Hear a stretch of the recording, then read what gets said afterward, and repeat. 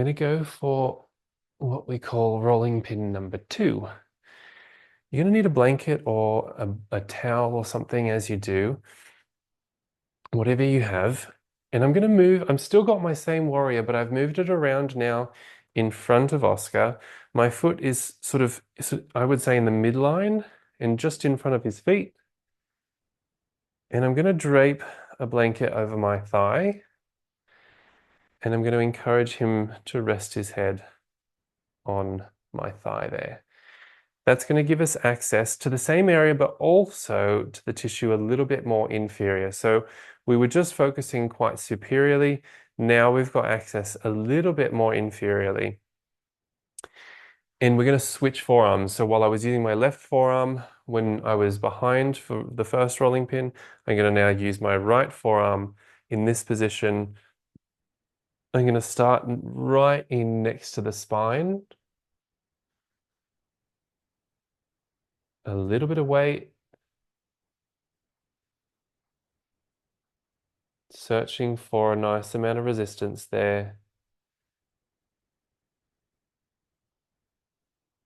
And then I'll gradually add in, really slowly add in that rolling pin. Intensity wise, are you doing okay with that, Oscar? Yeah.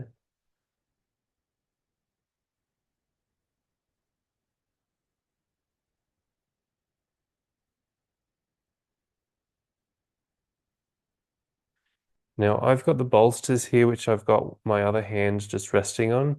If you don't have the bolsters, or if you've taken away the props there, just place that hand up against the back.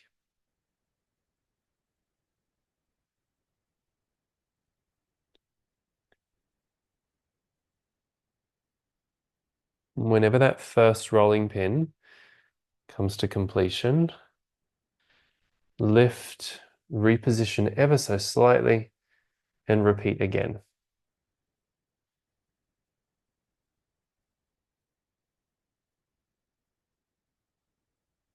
If you find an area that's particularly dense, so right now I've found a little spot which has higher density, and so instead of rolling right away there, I'm just going to pause.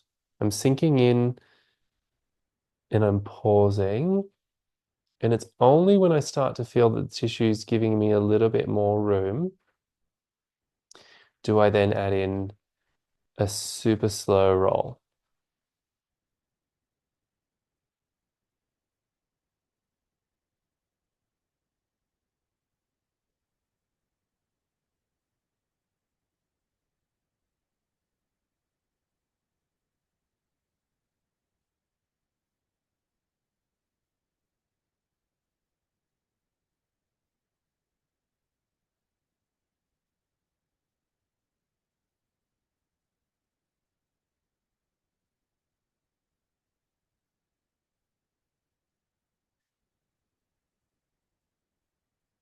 When that second touch finishes, we're going to keep going.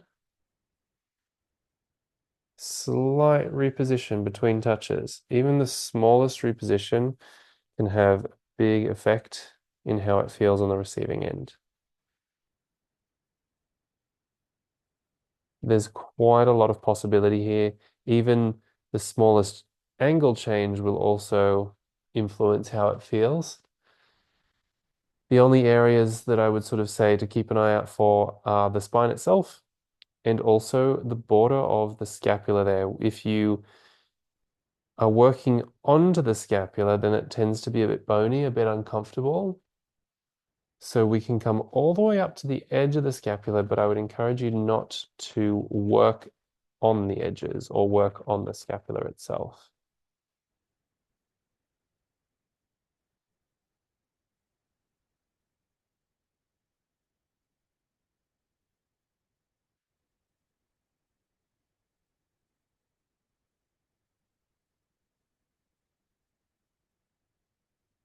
We'll take a couple more touches here, but also know that the possibilities are quite endless.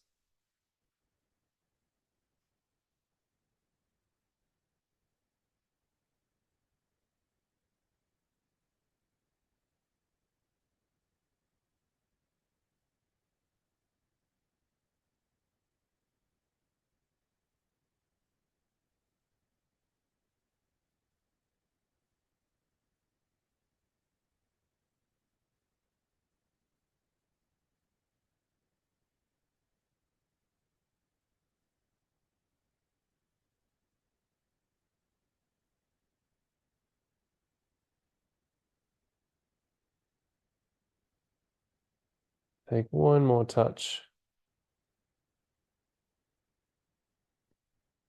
Make it really slow, make it count.